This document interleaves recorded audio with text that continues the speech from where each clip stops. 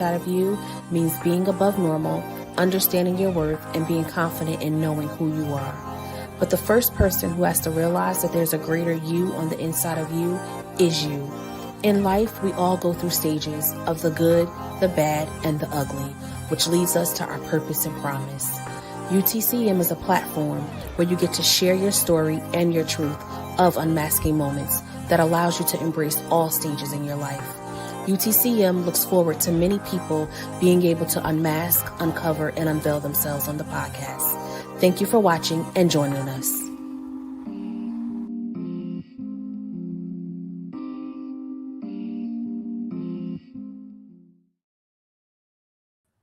Hey, we here and we live.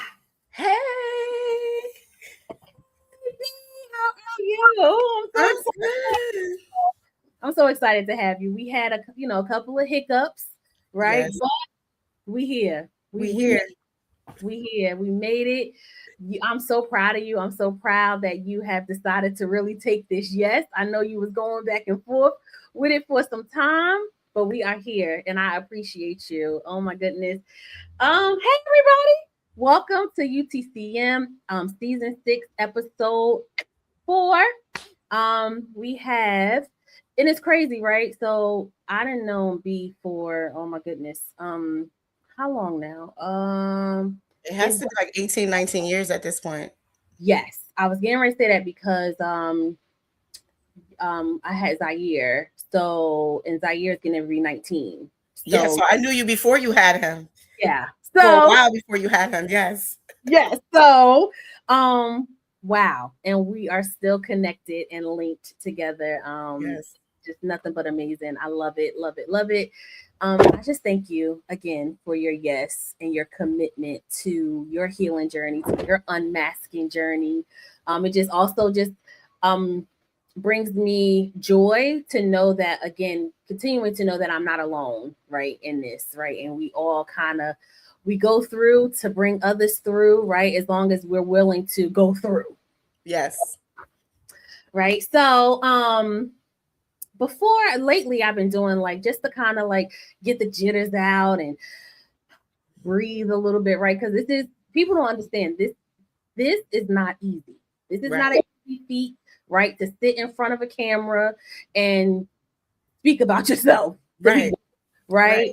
And sometimes, hearing yourself speak the hard stuff, right, that we go through. So I want to just, do a little icebreaker, right? Okay. So the icebreaker is going to be this or that, right? The unmasking edition. So, coffee or tea? Tea. Early bird or night owl? Let me see. I'm not an early bird. We're going to pick night owl. I'm not an early bird at all. Anybody that knows me know I'm not an early bird. Nope. That's me. I'm up. You get my Wellness Wednesday. 4:30, 5:30. All right. Texting or calling? Texting. Netflix and chill or outside vibes? Outside vibe. Heels or sneakers? Both. Can't choose one. They're both. I guess it depends on what's going on, what you're doing. It depends what's going on. Exactly right. Because there's some things that it just requires right. It requires it. So I won't fight it if I got to put the heels on. Exactly. All right. Loud music or quiet peace? I want to say both, right? Because it depends on what my mood is. Right. If I'm in a very good mood, I'm upbeat, I'm blasting it. But if I'm down, I will lower it a little bit, and then I would get to my safe space and just be in my moment and be in my feelings. So it would just have to be, I can't be blasting it if I'm in my feelings. Yeah. So it depends on the mood. That's fair. All right. R&B or gospel? Gospel.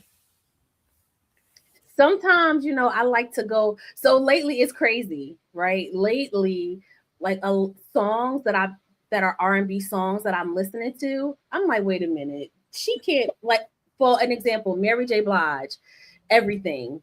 Mm-hmm. there's no way in the world that she is talking about the love of her life. She has to be talking about God in that song, Mary J. Right, Blige. right. You got to go back and listen to it. So I think I heard it the other day, and I was trying to figure out what she was it a gospel song or an R&B song? So there are some R&B songs that I have heard, and I'm like, this is a word. Like this is flip it any type of way.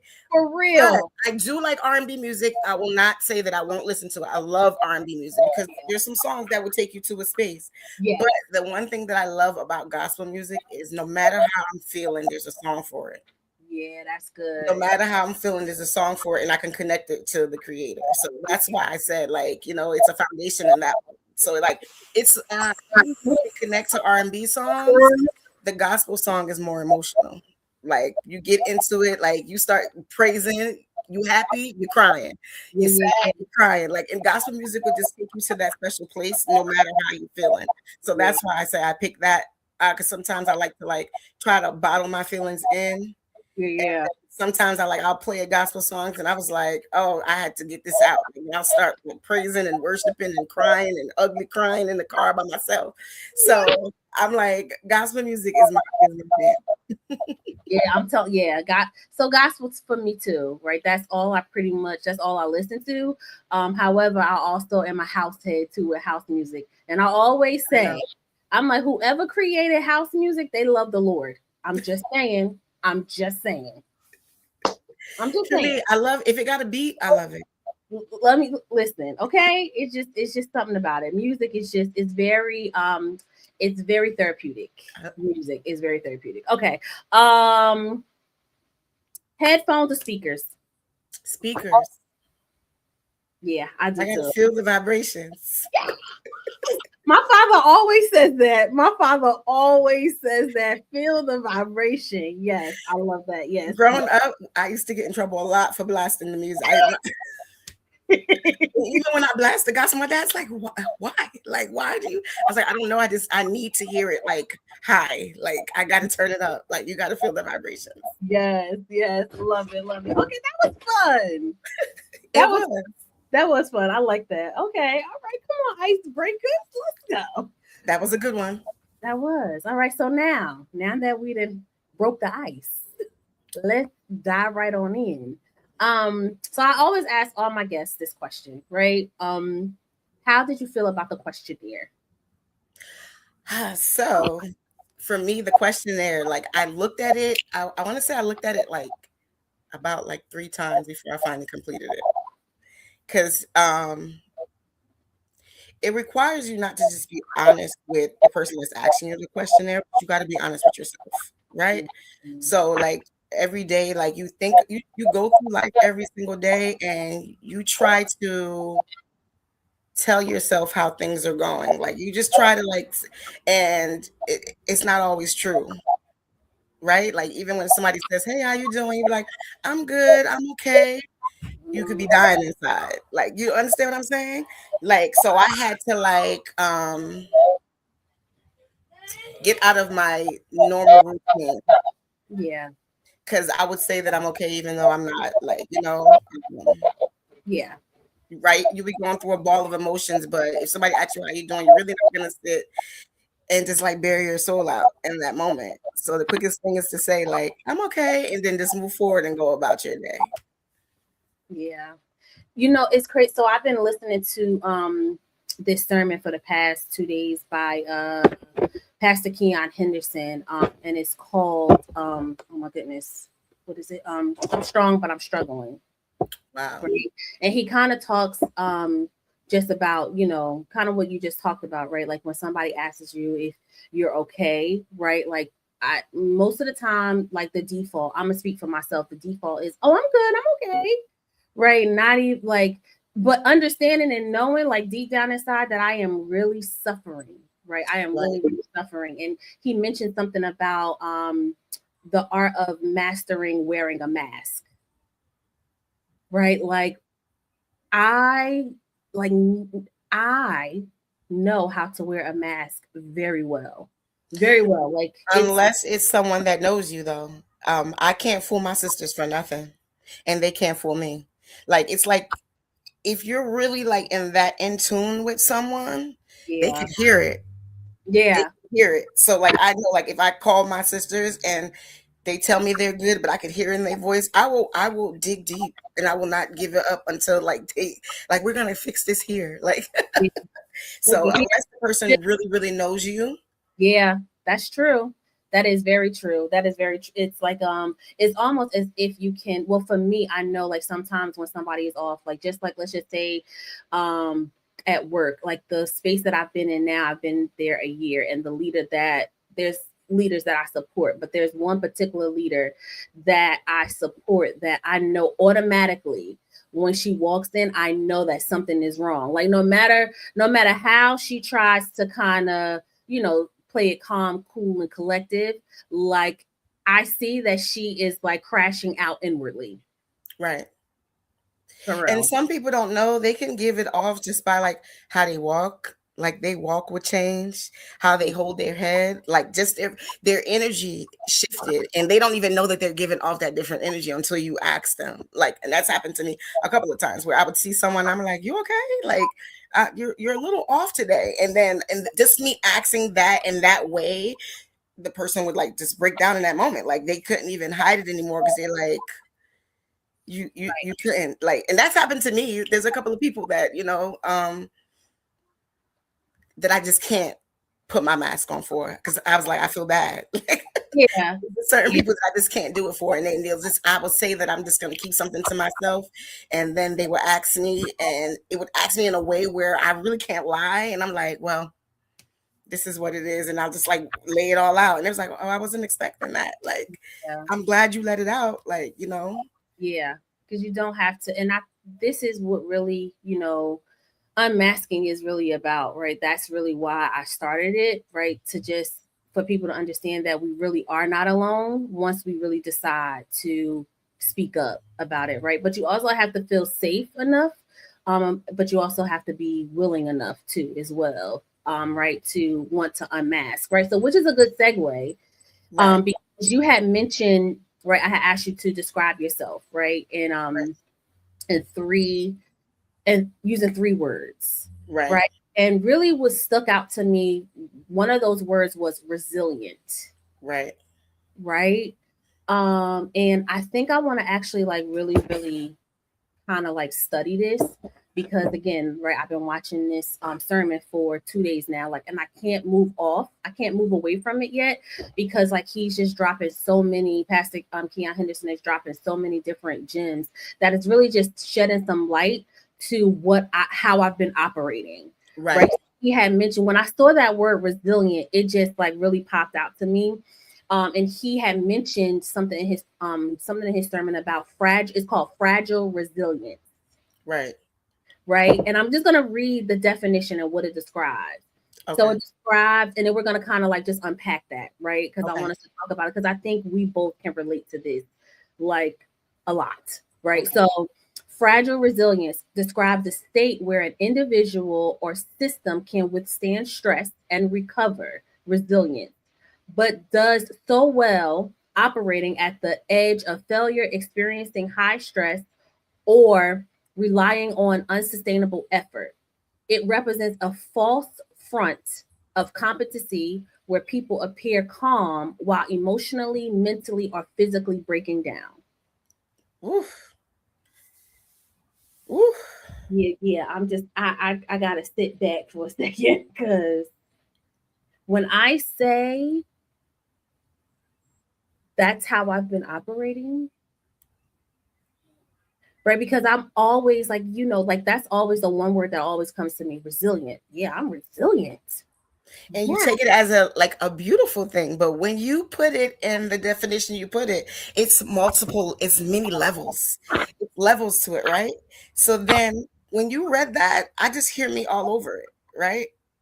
And I know it's not just me, right? Sometimes you feel like things that you're going through, you're standing on the island by yourself, but then when you start to talk and speak, you start to realize so many other people is going through what you're going through, and they're just waiting for one voice to speak up and say that. So even what you just read just now, I'm thinking about how many years have I been that type of resilient, right?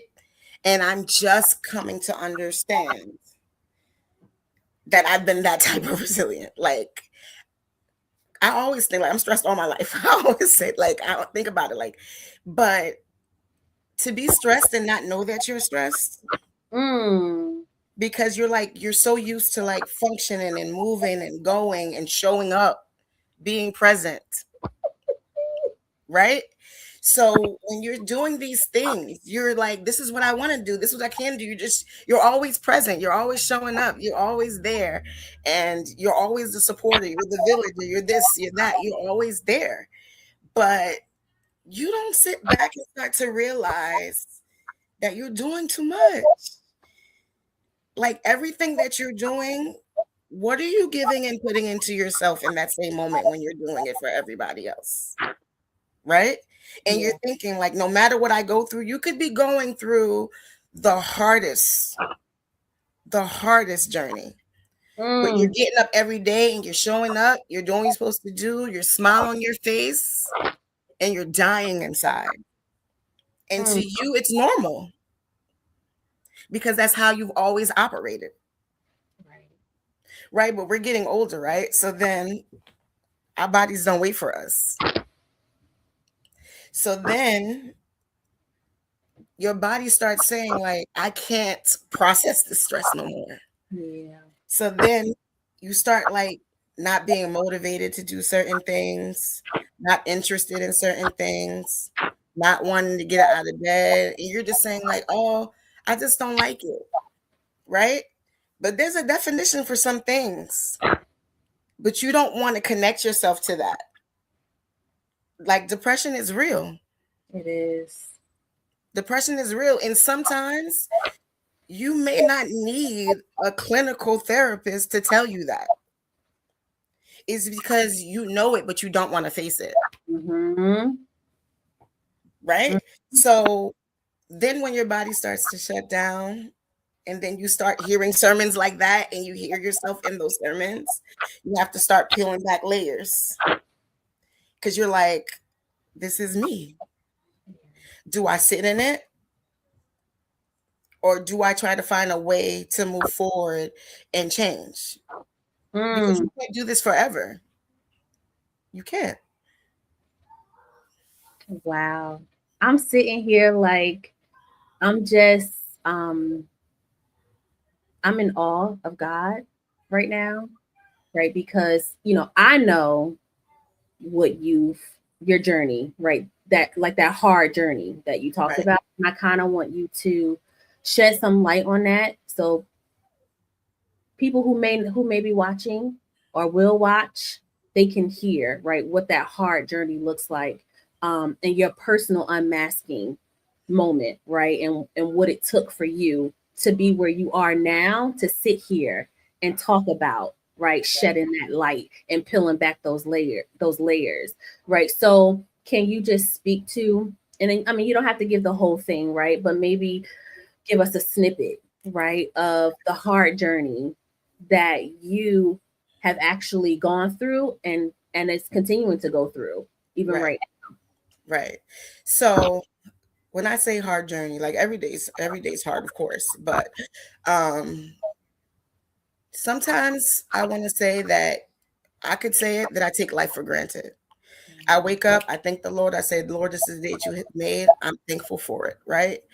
But there are certain things in life that I have experienced through others and that I've seen people go through certain journeys and I've supported them through their journeys. And not once in my life have I ever thought that I would be in their same space, right? Didn't even think that their journey could be my journey. And that's life, though. Anybody's journey could be your story in just a blink of an eye. And that's how it happened to me. I've been advocating for individuals all my life. Like, it doesn't matter what it is.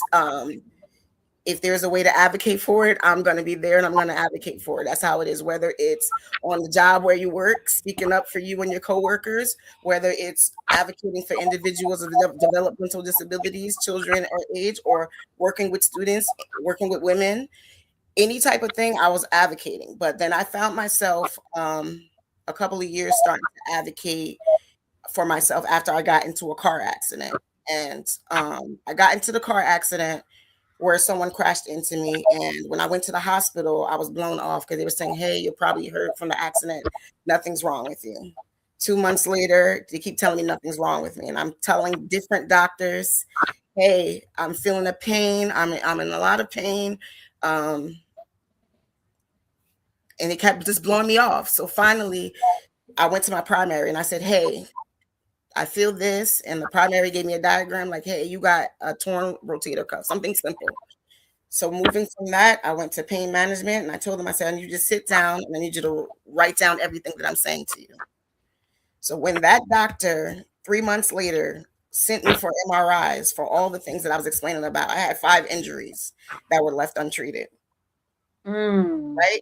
So those 5 injuries were left untreated, resulting in me having to get surgery in my shoulder. And I did physical therapy for about a year and a half to 2 years because of this. So now that I'm in physical therapy, I'm still having issues. I'm still having pain in my chest. I'm still like having pain. I'm hurting.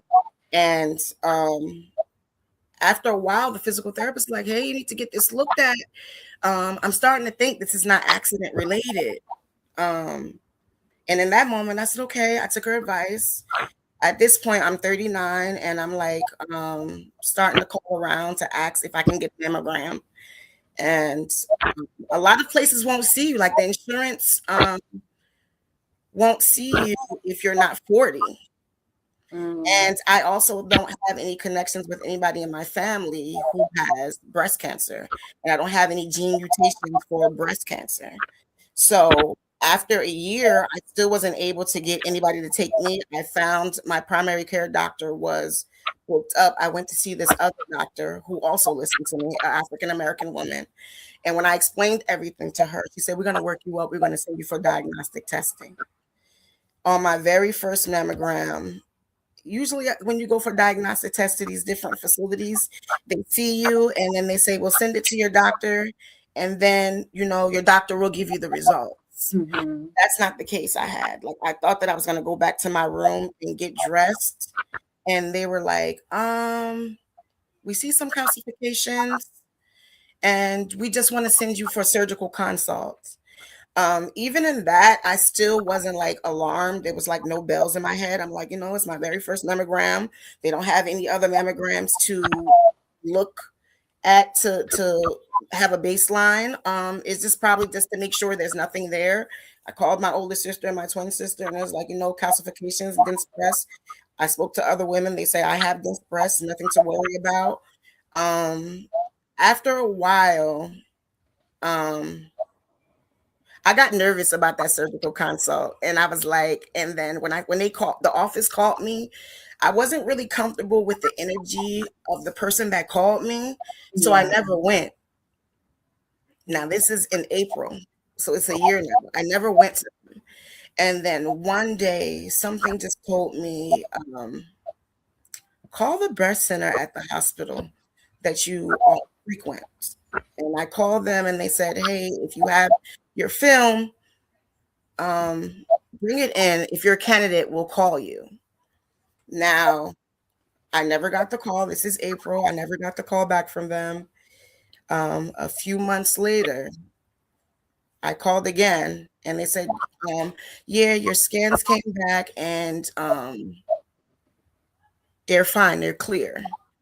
And they called me 2 days later and say there was a discrepancy in the system. When we typed your name in, I think you have a sibling, her scans came up. And that's what we viewed. We didn't realize that your scan was from an outside facility. We needed to come to me immediately for a biopsy. So I still didn't think anything of it. I called my sisters, and my older sister said, I don't like the sound of that. I'm taking the day off. I'm going to present with you. So I go for my biopsy. I get my biopsy in August, and they're claiming that I have stage 0 cancer. It's counted as stage 0 because it's a contained breast cancer. It's called DCIS. So it's contained in the milk ducts, and it hasn't spread yet. So they said,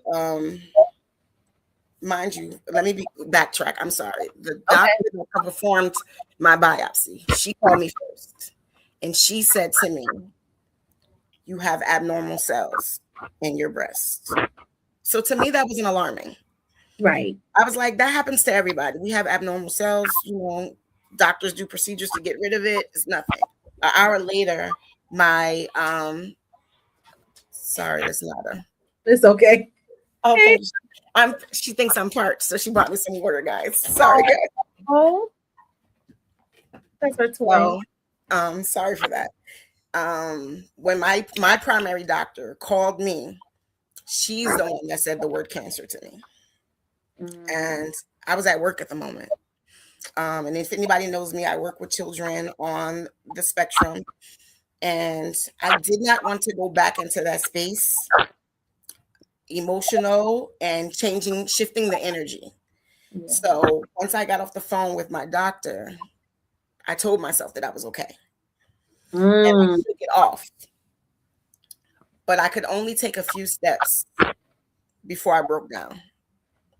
And I called my older sister and I was like, you've been doing this all your life. You tell yourself you're strong, you shake it off, and then you just keep moving forward.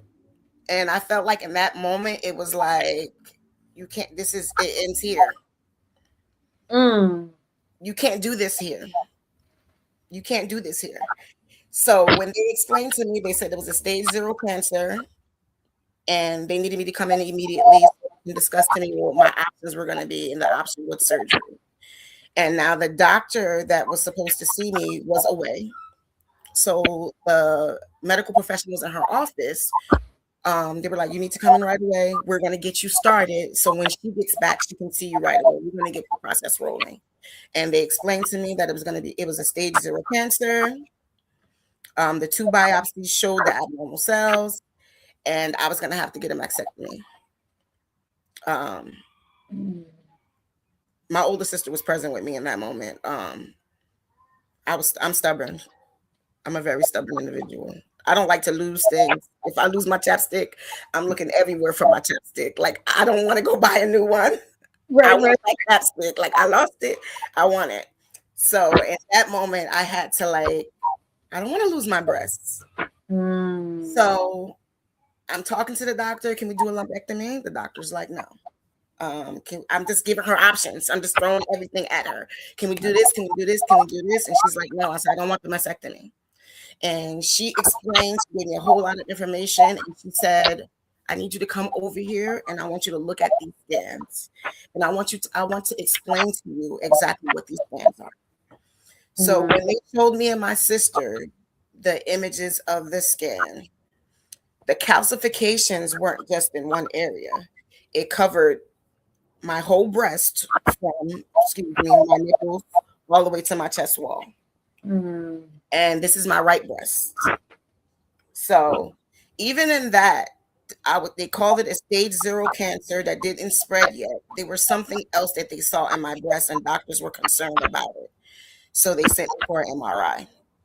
I went for the MRI, and they said, we see something in the MRI, but the image is not clear. We need you to get an ultrasound and 2 punch biopsies. So if I get 2 punch biopsies, that will make 4 biopsies. We went through that process. We went through different scans. We went to ultrasounds. When I went to the ultrasound, they say, hey, we saw something under your arm. We don't know if it's because you're aggravated because of all the biopsies you've had, but we got to look at it. Now, because we're still unsure of what we see, we have to do an MRI guided biopsy.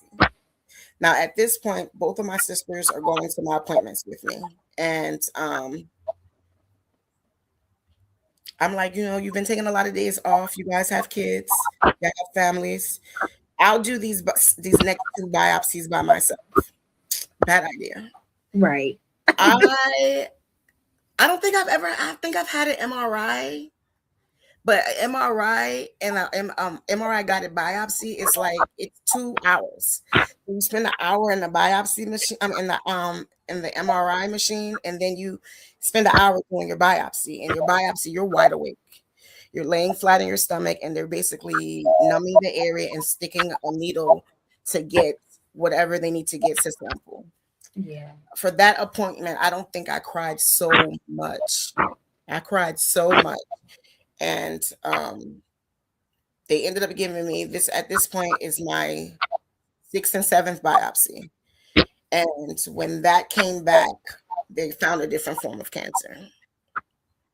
So even though I'm a stubborn person, certain things I trust the process, right? Because I knew everybody was asking, what's next? What's going to be the treatment plan?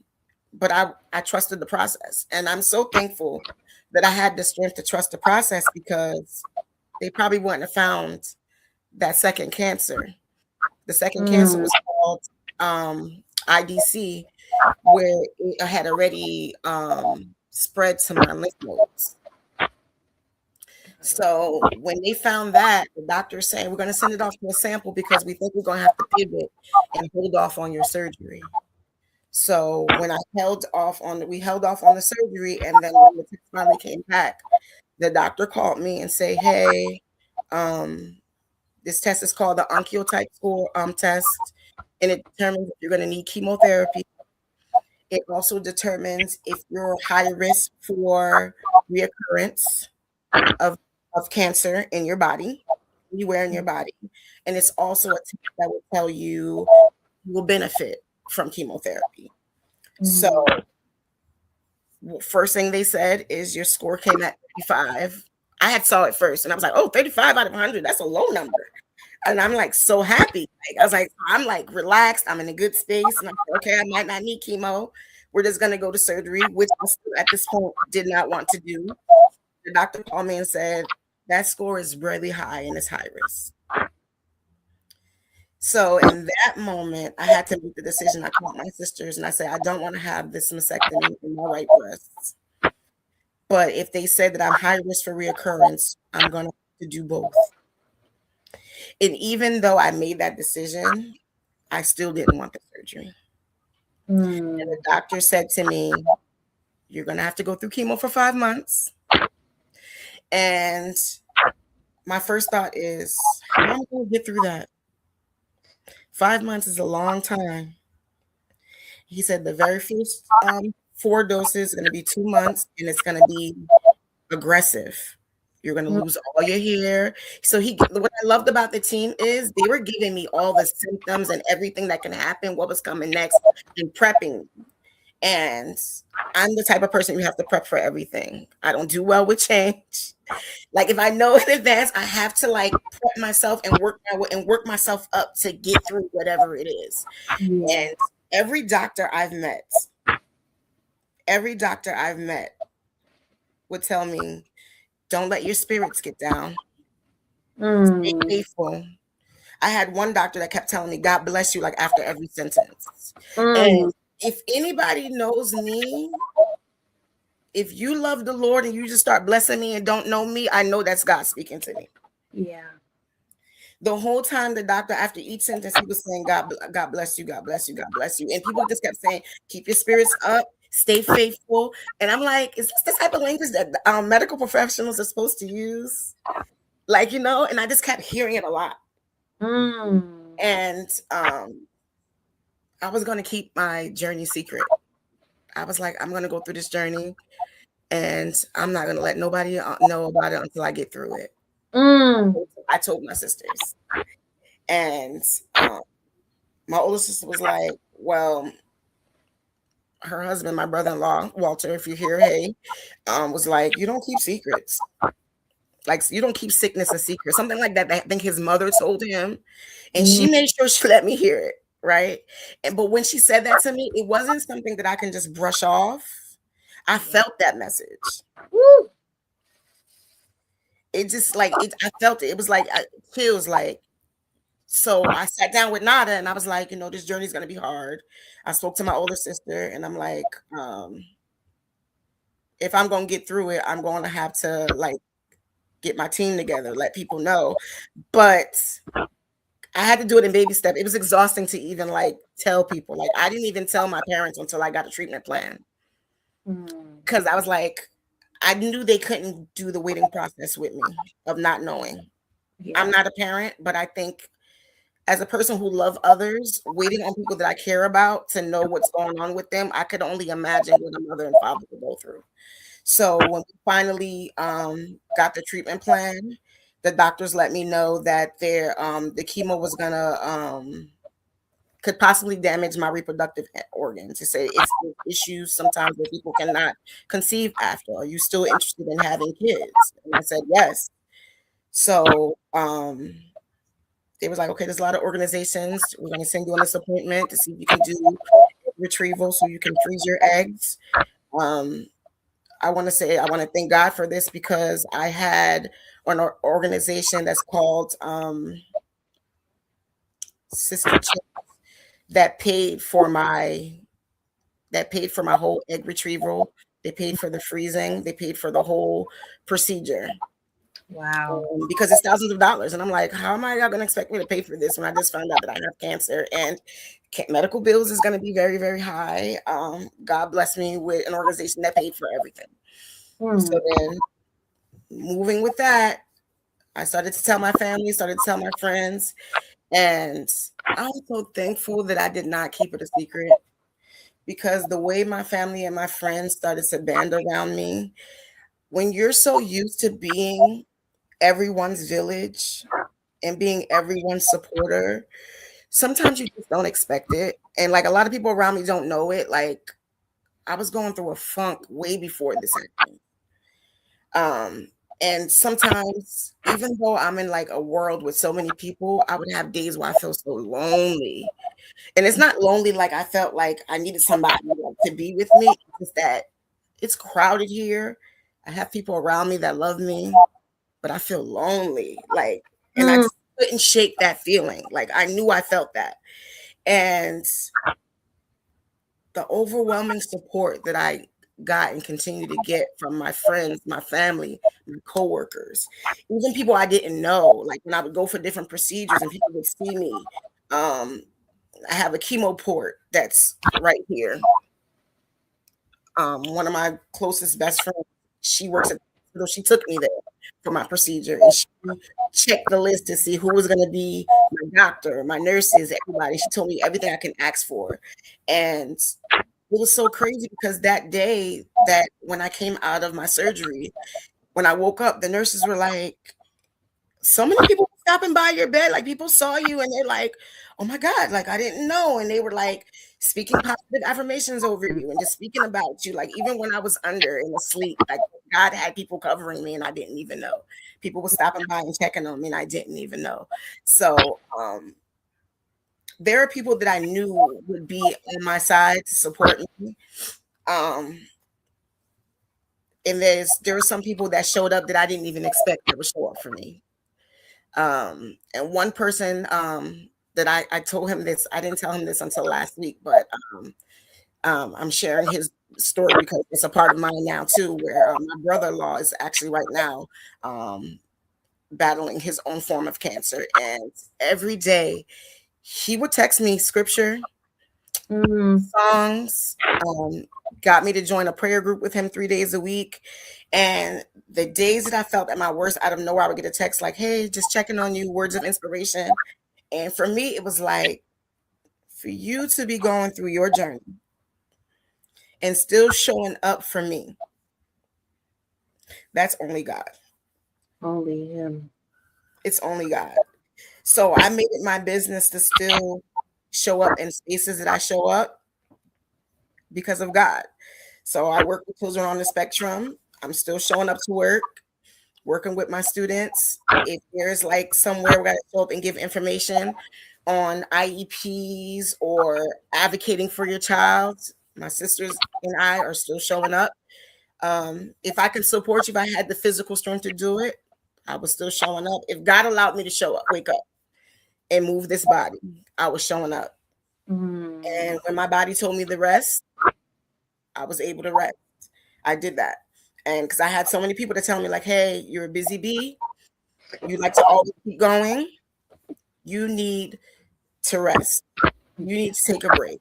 And I had to listen to that. Wow. That's a snippet. That's not even the whole journey. Right. Exactly. Right. And I thank you. I thank you for sharing that. And then somebody, I think Lunic had wrote that she's hearing noise, a back noise feedback or noise in the background. I'm not hearing it, so I don't know. I'm sorry. I'm sorry, y'all, if y'all hearing noise or feedback or anything like that, because I'm not hearing it on my end. It sounds clear and good on my end. So I'm sorry. But I want to just go, you said a lot. um there was a couple of things that you said, right. My brain is just like, oh my goodness. You said you're so glad that you did not keep it a secret. Yes. Right. That is so relatable, Right. in so many ways. We have learned or been conditioned to, I'm gonna do this, I'm gonna go through this by myself. I'm gonna go through this by myself, and then like when I process it and I get all my thoughts together, then I'll then share. Right. Someone says something so powerful that an idle mind is the devil's workshop. You are not qualified to talk to you about you. Oof. You need community. We need community. We can't do this on our own. Right. Could you have imagined having to do this on your own? You wouldn't. God wouldn't have been able to use your brother-in-law as that vessel to continue to send you the things that you needed in the time that you needed it on. Every doctor that you said that you came encounter with, God bless you. Affirmations. It was like that little wink of God giving you, like, I'm here with you. I'm here with you. Could you imagine doing that by yourself? Listen, because I was stubborn. Even like I heard it, but I still was gonna try to keep it to myself. And my sisters were like, "Nah, we don't know how we're gonna do it." Steve is saying something to me because he's listening. Okay. Is something happening? Just tell me. It sounds like static. Yeah, I don't know. I don't hear it though. No, I don't know. He's saying it sounds like static. I'm Yeah, I don't sorry. hear it either on your end. Yeah, I don't hear it. So I don't know. I don't know how to fix it. Because I don't know what's going on. Yeah, I don't know. I I'm sorry. have a friend of, she's my sister. I call her my one of my big sisters too. She lives in Atlanta, and one day she called me and she said, God speaks to me. And she said, your journey is not for you to keep to yourself. So then I heard it again. It was a confirmation. She's like, it's not for you to keep it to yourself. She's like, you need to tell your story, and not just within your circle. She said, you're going to help other women. You're going to help other women. So when I started joining support groups and I started hearing other women's stories, the way it helped me so much through this is not enough. Sorry, switch to your phone and see. It might be your laptop. Okay. You hear static too? Yes. Okay. Sorry, guys. So we're going to try to see if I can switch devices. Okay. Okay. So they said they hear static. Let me see Yeah. if I move it. Do you guys hear static still? Or is it clear? I don't know. I need somebody to. Let us know in the comments, guys, if you hear any static. Yeah. Let us know. Let us know. So I'm gonna keep talking because then they gotta hear us talk in order for them to hear if they hear static. So I don't see anybody on. I wonder if it's also too. I guess I don't know if it's just on. I don't hear static. Maybe it's only on Facebook and it's not on. Yeah, because everybody that's on YouTube is saying that they don't hear static. Okay. So somebody said it's clearer when I move my laptop. Okay. Oh, And people saying they don't hear it. Somebody says it's a lot clearer. So I'm hoping maybe. Okay. okay. I think it's better. Okay. Let's. Okay. Thank you, Lo. She said not now. Okay. Perfect. She's here. My big sister Lola Washington, the one that told me and after she called me and had that long talk with me, and she ministered to me and told me that God told her that I need to speak, I called you. So that's where our phone call came from a couple of months ago. Mm-hmm. right? When you shared with me, it was like, well, you shared your whole journey with me, and I was just I was taken away. I got a little, Emotional. emotional because it just reminds me of, like what I hear, right? And the why, and me continuing to, have this platform that God has, allowed me to have. It's not in vain, right? And it just reminds me of, again, what I said about, community and you not doing it alone. There's no way that I would be able to do this alone. There's just no way, right? Like, I'm not saying that I go around and I just tell everybody everything, right? But there's always people that I have encounters with. But I'm also reminding myself even the more that, Naisha, you have to be so raw, right, with being willing to not isolate. Right.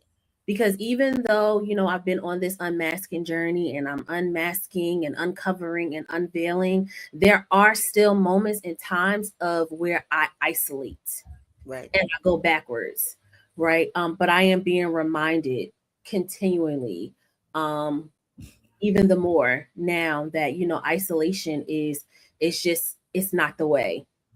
It's just not the way. There's moments of where you need to be still and you need to pause and you need to feel, but isolation is not. It's not. It was somebody, oh my goodness, what was he said something, oh my goodness, I can't remember what he said. Amen. Somebody said Jesus had 12 disciples. He didn't do Yeah, it by himself either. he Right. didn't. Amen. Amen. That is so true. He really, really didn't. Community is just everything. And I can't remember what he said. He said something so powerful about, not doing it by yourself, but I can't remember. Hopefully it'll come back to my mind as I continue to talk. But yeah, like, and even having that, going back to the fragile resilience, right? Having Right. that push through spirit, Right.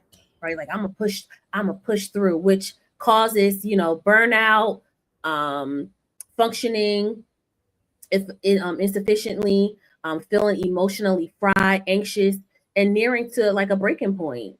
Right.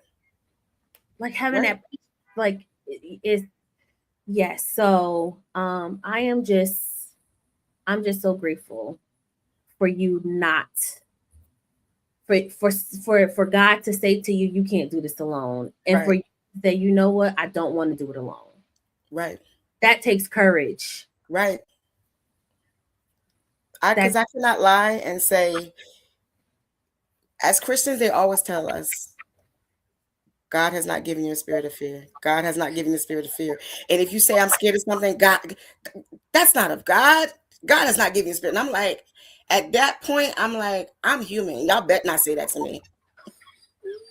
It was because I could not stop crying. Before I could even like process it, I could not stop crying. It would be times where I would think I would be fine in a moment, and I just would break down and cry. I could not stop crying. It was so many things to think about, right? Because you don't know what this journey will be like. Yes, I did trust God that He will get me through it, but I'm scared too. Like, I'm human. I was scared. And then I was stubborn. So I went through like process, and I had to tell myself, I was speaking to my girlfriends and I was telling them, I said, I'm so stubborn that I had to sit myself down and said, stubbornness and faith do not go hand in hand. Because if you're stubborn, that's because you want to have control. You cannot be faithful and be stubborn. When you're faithful, you trust God to get you through the process. I cannot trust God and try to control the situation myself. So either I'm going to be stubborn and try to control the narrative of what's going on in this journey, or I'm going to be still, sit down, humble myself, and let God have His way. Because I feel like I've always felt that anything we go through in life, there's a purpose for it. We don't go through anything in vain, good or bad. And sometimes when I do prayer with my friends in the morning, we have this app called Marco Polo where we would just like say prayer to each other or we speak to each other. And one thing that have always said, I'd rather be alive and going through it than dead and not. And I've always said it. And I had to say to myself, like, you alive and going through it. You've always said this, and now you have to stick to what you say. Are you still thankful? Even in this, can you say, thank you, Lord? This is the day that you have made, in days like this. Days when I couldn't even lift my head, I couldn't even smell anything, I couldn't eat. Right? You couldn't taste anything, sores on your tongue, mouth sores, hair falling out. Are you still thankful? Is this still the day that the Lord had made? And are you thankful? Will you be glad in this day? Like, will you stay strong in that? I had to like sit myself down. Right. So everything that you have been professing and saying out of your mouth was tested. It was tested. Wow. So that's why they say that, there's power of life and death in the tongue. Yes. So like even when you ask God for something, you still have to be ready to receive what you ask for. And we think that sometimes it's just going to be like, you're going to get it like this. And it's not going to just be fall into your hands. There's a journey in every single thing. Yeah.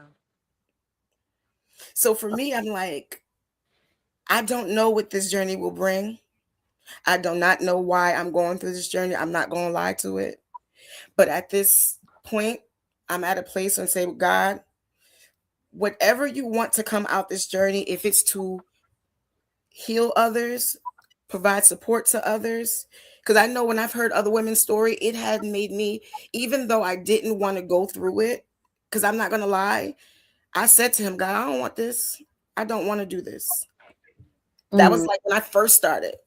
I don't want to do this. I don't want to do this journey. I've seen what it could do.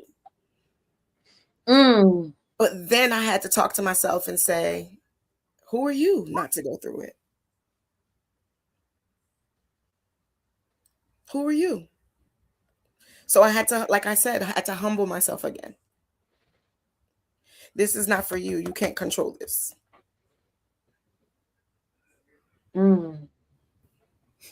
Wow.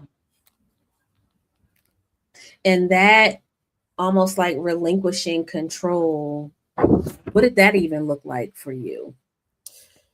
It was hard. Listen, it was hard because I'm a type of person, I just like things to go a certain way. I like to know how it's going. And if I plan it, I need to go as planned. If there's a hiccup, I won't let people know that I'm stressed. It depends on who you are. Yeah. But I'm dying inside. Like, and even if it goes through the way I want it and it has hiccups, I'll come home and be like, oh my gosh, like, I can't believe that happened. And people be like, but it was great. It went well. Like, why are you worried about that one little pothole in the road? You still got to your destination. So I'm like, this is going to be my pothole. I'm not going to let it stop me. Wherever he needs me to be, I'm going to go. And one thing that I used to learn years ago when I used to go to my church, they used to say, if he will bring you to it, he will bring you through it. So I'm like, I used to pray that all the time. So now I'm in a place where I have to believe it. Yeah. And I love the serenity prayer. I have to believe it now. Yeah. It's not just, you can just get up and just pray it and just talk yourself through it. You have to believe what you're saying now. It's almost like, because I'm in a season of learning, unlearning, and becoming, right? I've been talking about that a lot. And I am unlearning a lot of what I learned about God, right? So what you're saying to me, it kind of just reminds me of, my mindset always was with God was everything was transactional. The more that I do, the more that he'll bless me. When that is the complete opposite. Right.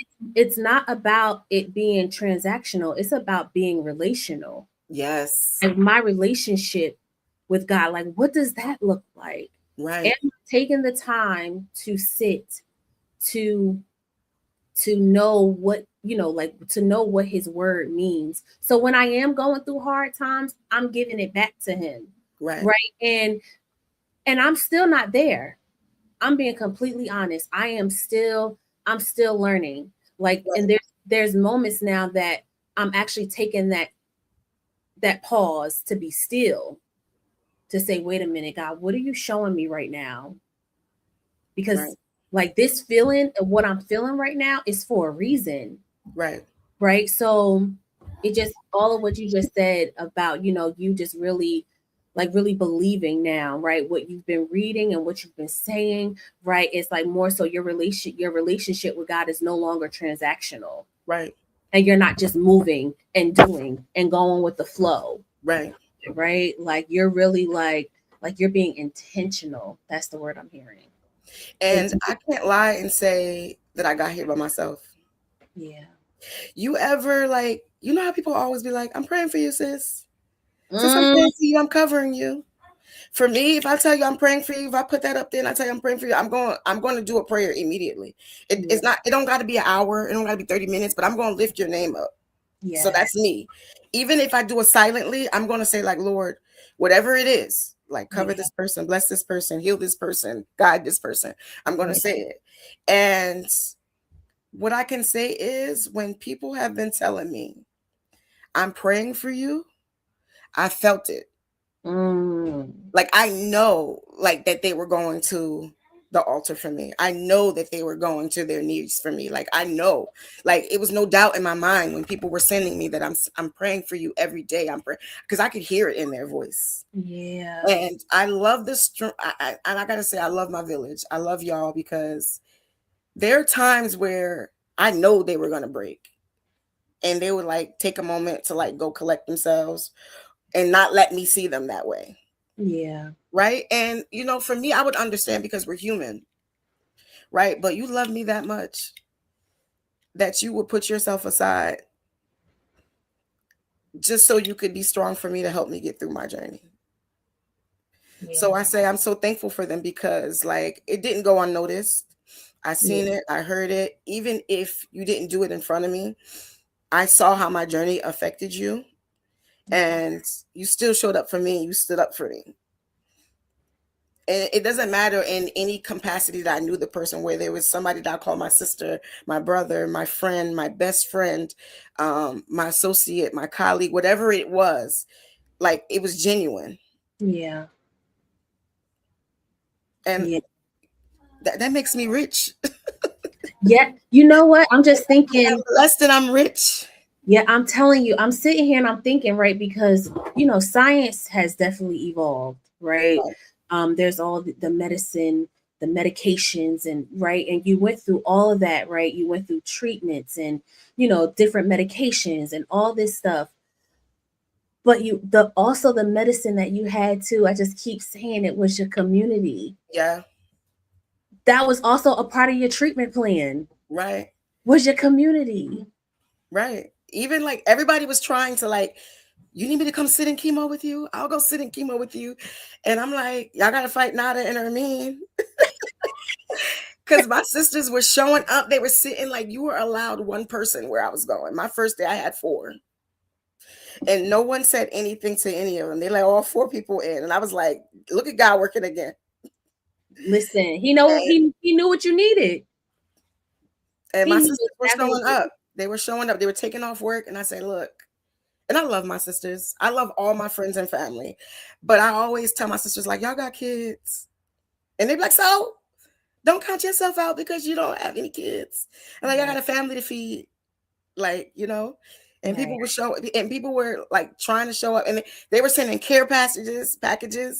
They were sending medicine.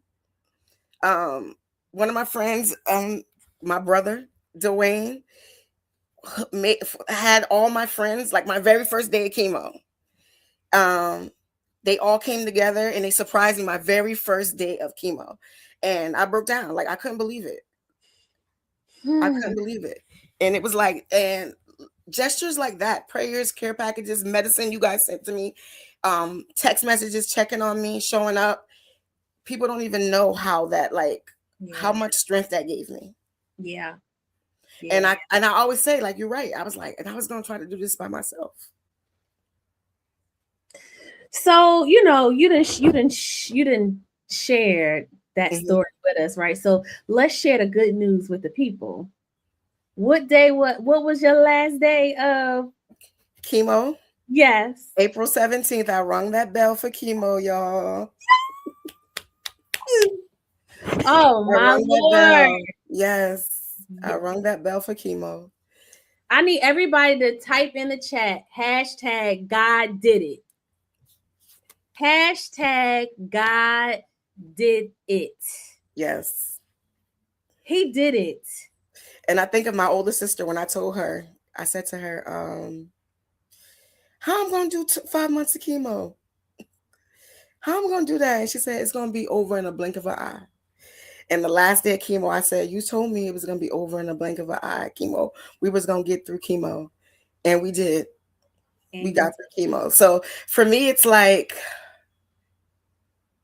step one, we got through it. Yep. We got through it. God did it.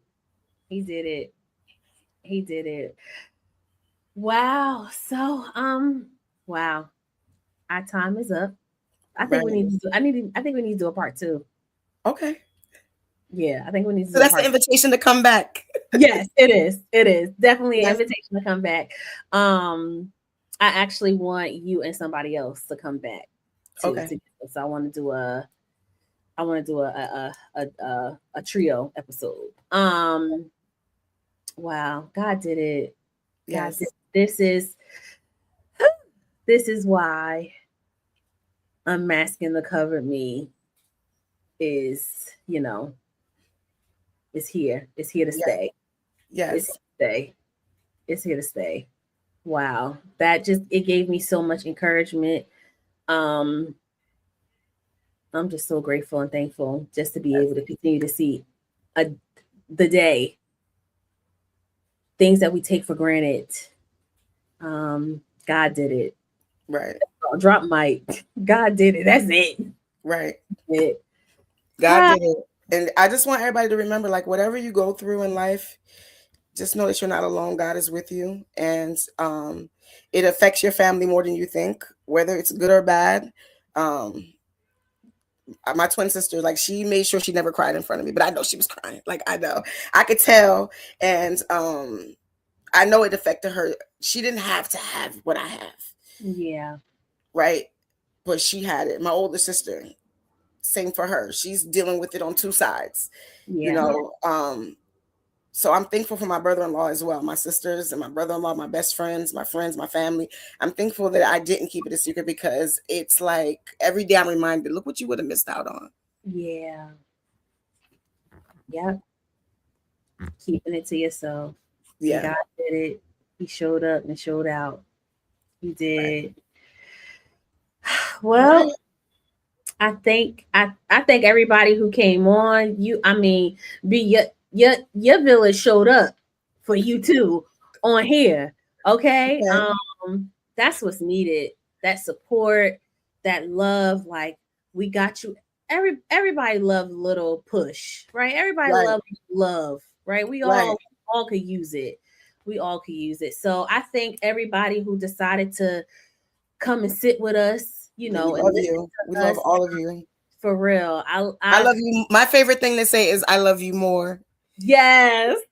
That's my favorite thing to say, because I always say that only because the people in my life, when I tell you that I love you more, I don't have the words to express how much I love y'all guys. Y'all don't understand.